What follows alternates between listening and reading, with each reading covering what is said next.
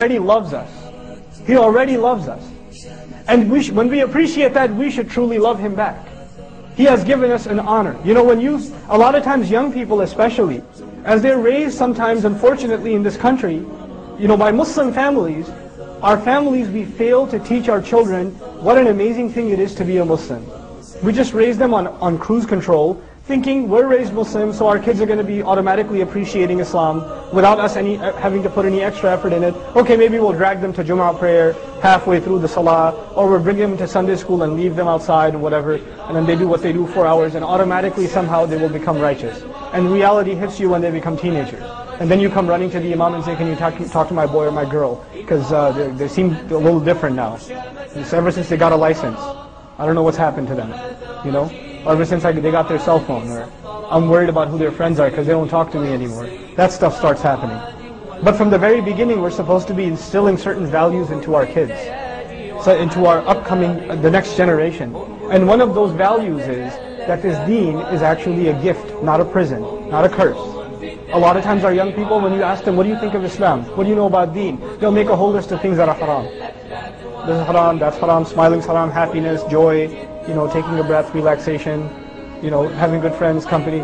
Here's a whole list of things that I shouldn't be doing. That's what it seems like Islam is. You ask him, what do you know about Allah? Well, Allah will take revenge and destroy the kuffar, and He has destroyed nations before, and He's created hellfire on Judgment Day, He's going to humiliate people, and etc. They don't know, the first thing that comes to their mouth is not mercy. It's not mercy, it's not guidance, it's not help.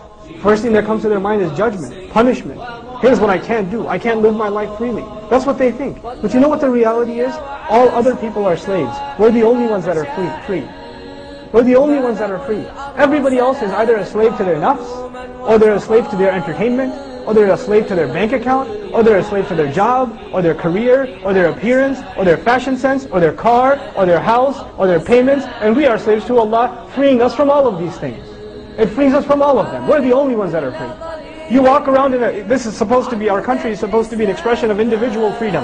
You ever been to a high school? You'll see a bunch of cliques. They all dress the same.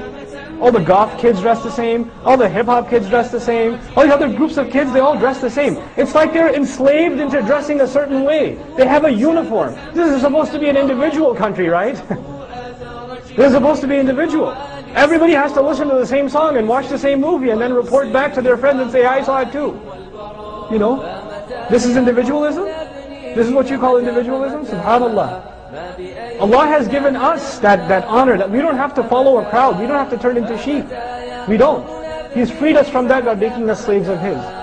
Coming back to the ayah, يُحِبُّهُمْ وَيُحِبُّونَهُ. Now the next part is really hard, and really I wanted that to be the heart of my khutbah. What really I wanted to share with you. Allah Azza wa Jal says the next quality, and some argue that this quality is a result of the first quality, meaning if they really love Allah, if Allah loves them and they really love Allah, then the next part is natural, and that is أَذِلَّةٍ عَلَى الْمُؤْمِنِينَ. And a lot of times we skip أَذِلَّةٍ عَلَى الْمُؤْمِنِينَ and we go straight to أَعِزَّةٍ عَلَى الْكَافِرِينَ, because that's easier. You know, أَذِلَّةٍ عَلَى الْمُؤْمِنِينَ. They are powerless, weak, humble, meek, soft in their dealings with believers. They are easygoing with believers. They're forgiving with believers. They're courteous in their language. They're not judgmental. They're not harsh with other Muslims. One of the worst qualities of a community that claims to be a believing community is that they are judgmental and harsh and backstabbing towards each other. This is one of the worst.